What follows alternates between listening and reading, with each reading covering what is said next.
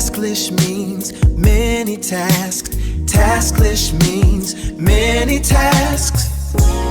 اهلا بكم في تاسكلش. في السلسله دي هنتعلم tips وتريكس خاصه بالامريكان اكسنت. Let's start. sandwich, handsome, grandma, grandpa. تعرفوا ان انا مش بننطق الدي في كل الكلمات اللي فاتت، فالنهارده هنتكلم عن السايلنت دي. يعني مثلا في كلمه sandwich we don't say sandwich with d, we drop d، يعني مش بننطق اصلا الدي، فهنقول sandwich. وكمان زي grandma we don't say grandma, no we say grandma without d.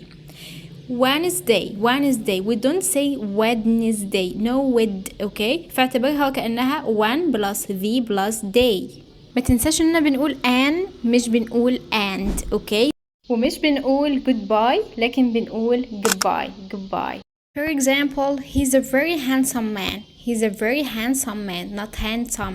My grandpa tells funny stories. I like tea and coffee. Wednesday is my favorite day. I like my sandwich with the cheese and tomato.